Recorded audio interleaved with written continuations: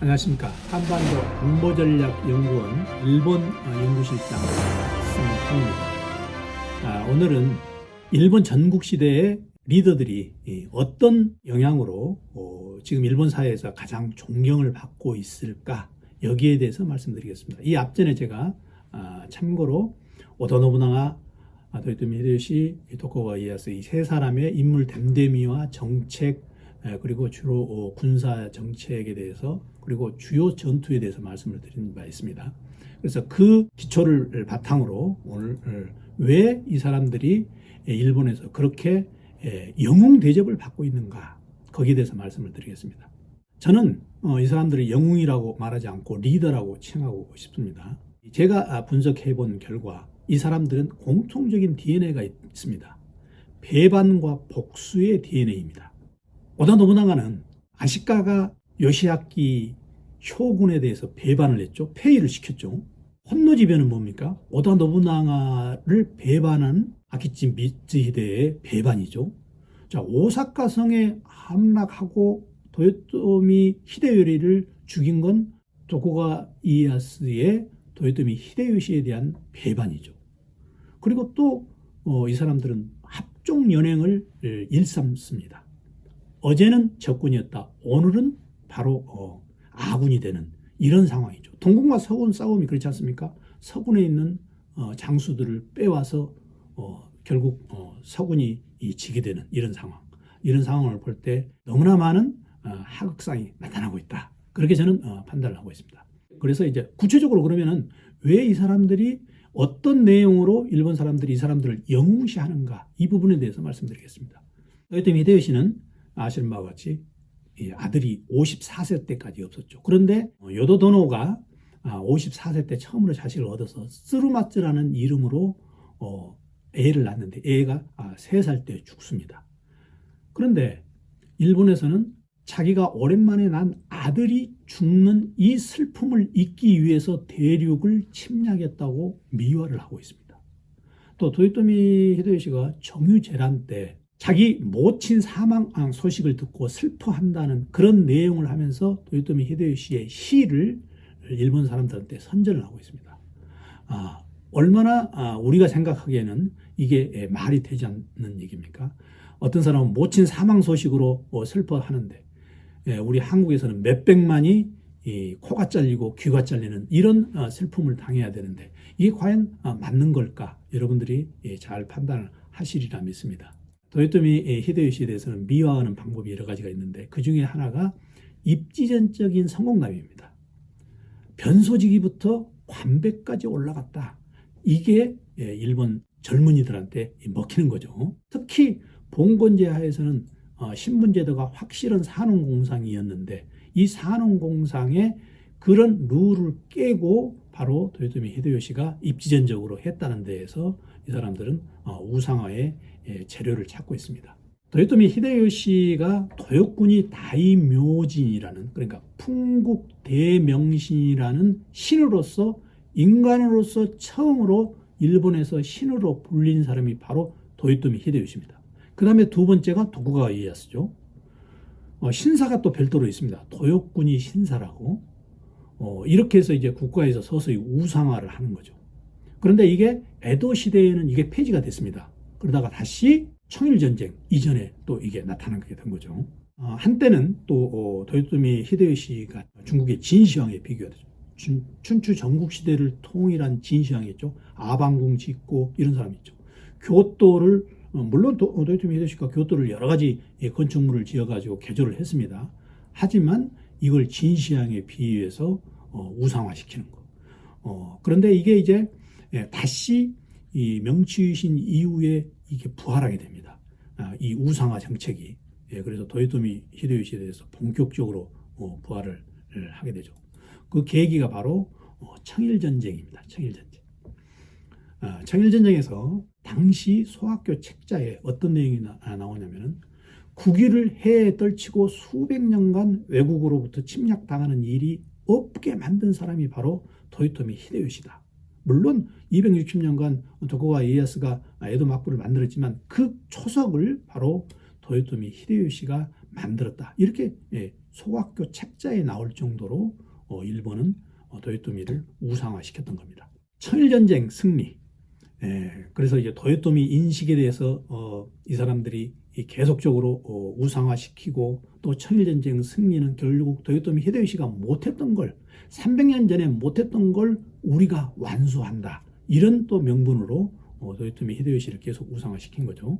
청일전쟁 후에 1920년, 1930년대에는 아예 그냥 기념사업으로 아까 말씀드린 대로 도요군이 신사를 오사카 부의 정식 신사로 승격을 했습니다. 그리고 오사카 성에 있는 천수각이 있죠. 제일 꼭대기에 있는 천수각을 복원을 하는 그런 대대적인 작업을 벌립니다. 도요토미 히데요시와 이토 히로부미, 우리한테는 너무 잘 알려진 이름들이죠.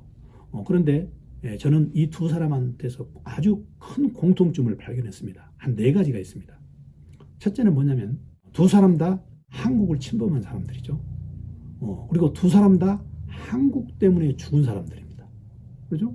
도요토미 히데요시는 정유재란 때, 정유재란이 1597년 8월 달에 일어나서 12월 달에 마감했으니까 당시 정유재란을 일으킬 때만 해도 도요토미 히데요시가 아프지 않았는데 그 몇 개월 동안에 아픈 건 그동안에 자기의 지병이 문제가 아니고 제가 보기에는 아마 정유재란에 의한 스트레스가 아닌가 이렇게 싶습니다. 결국 조선 때문에 도요토미 히데요시가 죽었고 이토 히로부미는 여러분이 너무 잘 알죠. 안중근 의사한테 암살당한 거죠.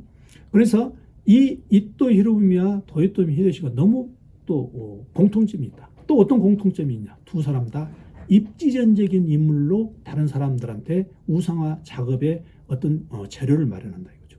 도요토미 히데요시 하급 무사부터 시작해서 관배까지 올라갔고 이토 히로부미 무사 자격증도 없는 그런 신분에서 45세에 일본 총리가 됐습니다.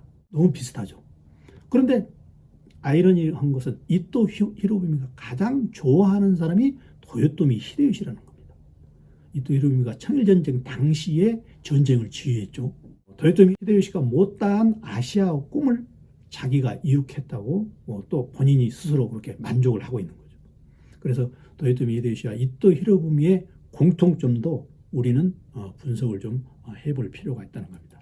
도요토미 히데요시의 인기의 비결로 이 사람들이 우상화하는데 주로 어떤 자료를 하고 있냐면 평민적이다 이거죠. 평민적인 건 뭡니까? 입지전적이란 말하고 똑같죠.